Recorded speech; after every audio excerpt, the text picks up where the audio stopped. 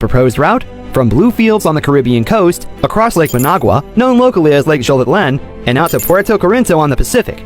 That's a deliberate shift from the natural San Juan River corridor we looked at earlier.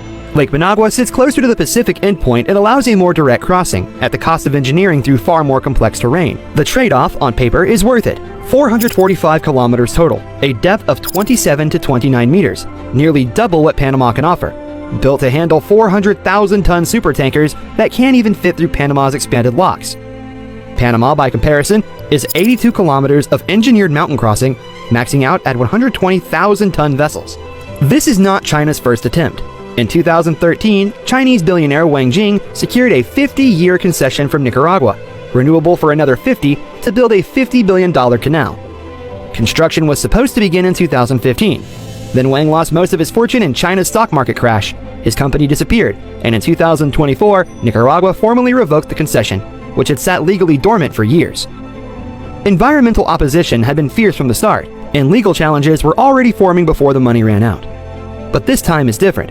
This isn't a private billionaire with borrowed capital. It's a state-backed company inside a deepening strategic partnership. Nicaragua is China's most reliable ally in the Western Hemisphere. Ortega cut ties with Taiwan, pulled Nicaragua out of the Organization of American States, and positioned his country as China's foothold in a region America has considered its backyard for over a century. Here's why this matters beyond just another infrastructure project. Global trade doesn't move freely, it moves through choke points, narrow passages where geography forces the world shipping into single lanes. The Suez Canal carries 12% of global trade. The Strait of Malacca handles 25% of everything traded by ship. Right now, every single one of those passages is controlled by a US ally or a neutral party. America doesn't block anyone. It simply has the comfort of knowing that if things went badly, the lanes would stay open. A Chinese-operated Nicaraguan canal changes that math entirely.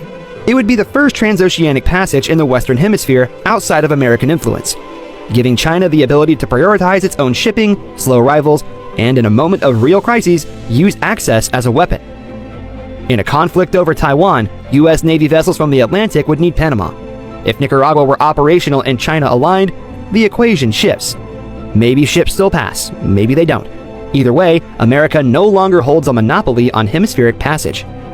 That option is called leverage, and right now, China is trying to acquire it.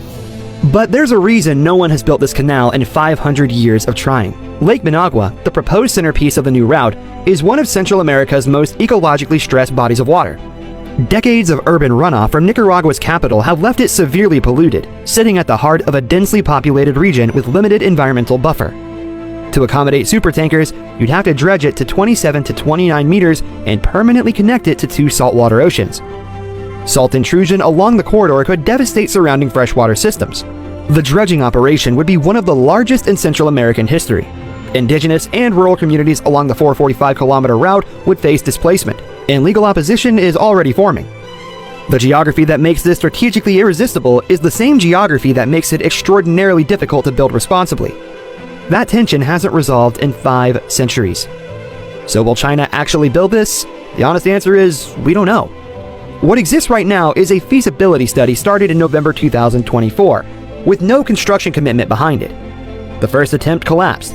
Wang Jing's $50 billion estimate, a figure analysts say hasn't changed much, proved meaningless without capital to back it. Community opposition and legal challenges remain unresolved, and Ortega's regime, for all its reliability as a Chinese partner, is not a stable foundation for a century-long investment. The odds are uncertain, it may never get built, but America can't afford to wait and see. For 120 years, from the first shovel in Panama to today, the United States shaped who crossed the Americas by ship and who didn't. It was the kind of geographic advantage that defines foreign policy, powers navies, and establishes hemispheric dominance without anyone having to say a word about it. And China just started measuring the route that America rejected in 1904 because of a stamp.